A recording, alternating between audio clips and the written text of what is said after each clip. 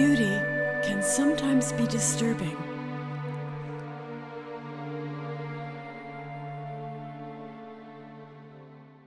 For many years in the modern era was sort of forbidden, something that people felt was really passé. And the reason why is that there was a lot of argument. There was this sort of notion that reality was unlovely and that we had to face it, and that the world was a kind of a dark place filled with power and oppression. People often employed beauty or turned to beauty as an escapism, as a sugar coating around the bitter pill of truth.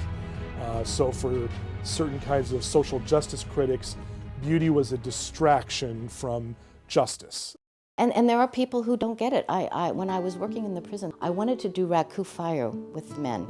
You know, okay, so bringing a torch into the prison, it was all right, a little dicey. But I thought it would be a great experience for them to see the pieces go in and then come out and be transformed. Raku is definitely transforming, immediately transformation. And I had to talk to the warden. And I walk into his office, and the first thing he says to me is, I don't really see why we need artists in the world.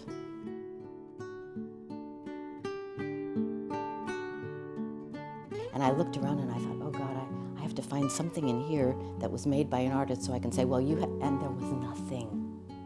There was nothing in his office. There were plaques about, you know, he got this award and that award. And then I thought, well, okay, someone had to design his desk, but I mean, it wasn't like beautiful or anything. So I had to make the case, well, you know, at some point, one of these guys will get out and he'll be able to maybe make a living. Yeah, I had to make it pragmatic to this guy to allow me to do it, and we did finally do it there. But there was a guy, I'd never met anybody, who had nothing, not one thing on the wall to and in prison to kind of cheer you up, you know, you might want to have something. It was just totally bizarre to me.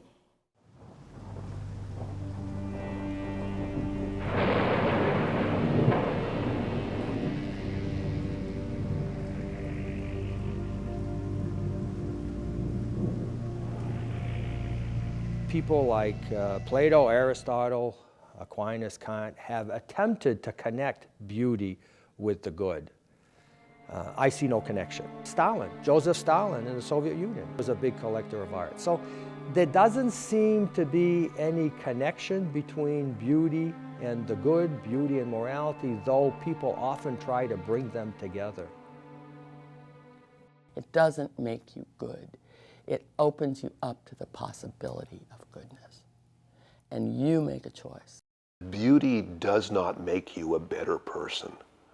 I think, you know, good people wish that it would. I don't doubt for a moment that Hitler truly loved beautiful music, that Stalin loved beautiful ballet and beautiful opera.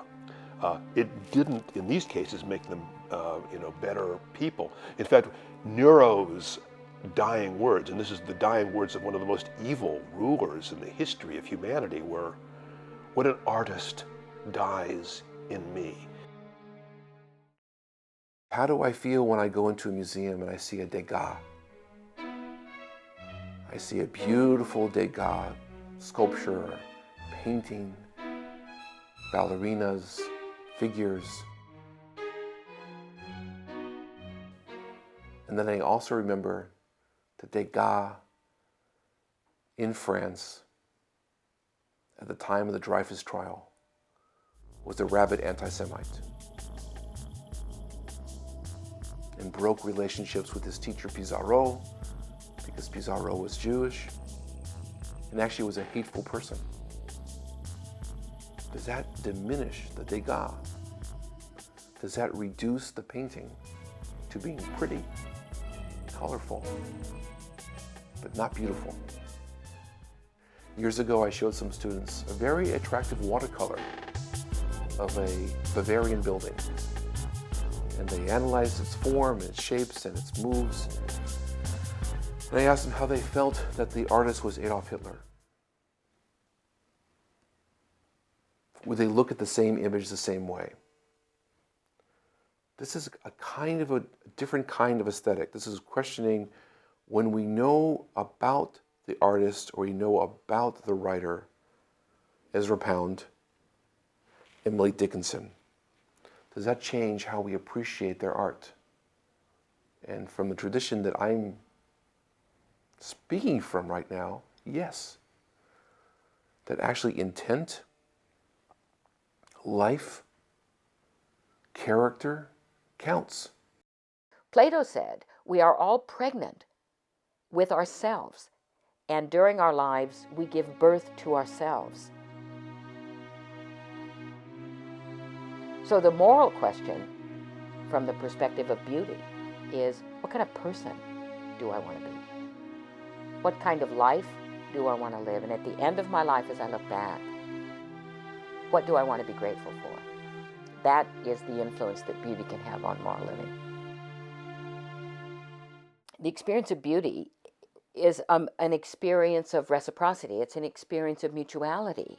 And that's why so often in the history of philosophical reflection, the experience of beauty has been tied to the experience of the good, because foundational to a metaphysics of goodness is the centrality of love. So what beauty calls forth in us is a response of love. I believe there is a relationship between beauty and morality. Part of the problem with identifying the relationship between beauty and morality today is the way in which the experience of beauty has become so highly subjective.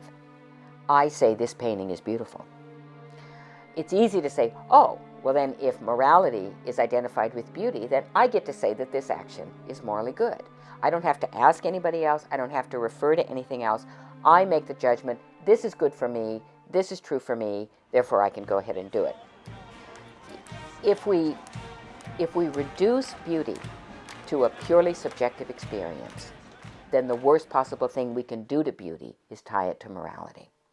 In order to discover the deep relationship between beauty and moral living, we have to recognize a much deeper reality to the experience of beauty. First, that it is outside of me, that I am measured by beauty.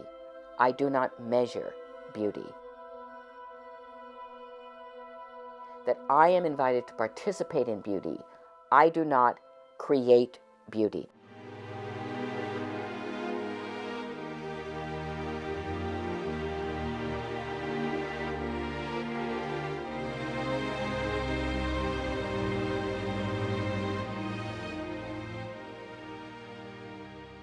Moral living can be a path of beauty.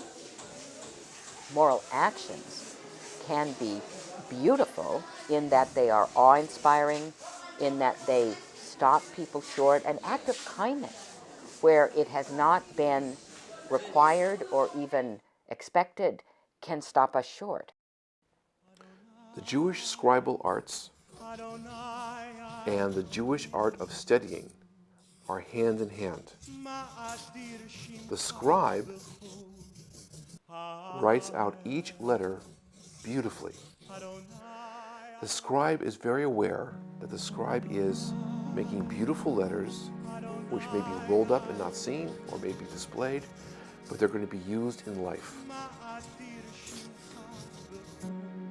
The person reading that scroll is not just reading from the scroll for his own knowledge or her own knowledge, but he or she is going to read from that scroll and say it aloud and read it aloud beautifully. So you have a move from the visual, the letters, which are beautiful, the content, which is beautiful, the intent, which is beautiful, the performance, which is beautiful, and that's the Jewish artistic aesthetic, which you have a hard time hanging in a gallery.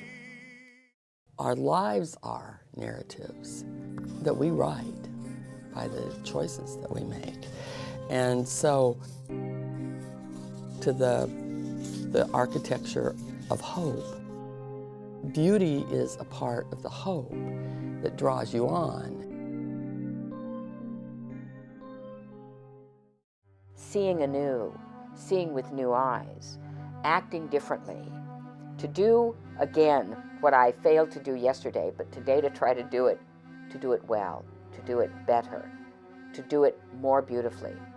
To imagine myself as an artist, not of a painting or of a sculpture or even of dance or any of the performing arts, but to imagine my life as a work of art.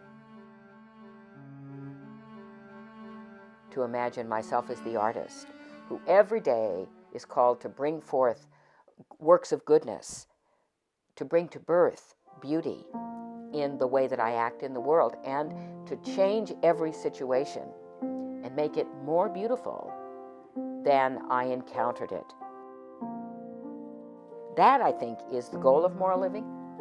And so to that extent, I think we can tie beauty to morality, especially if we see that the real moral vocation of us is not just to follow laws, but rather to bring forth beauty into the world.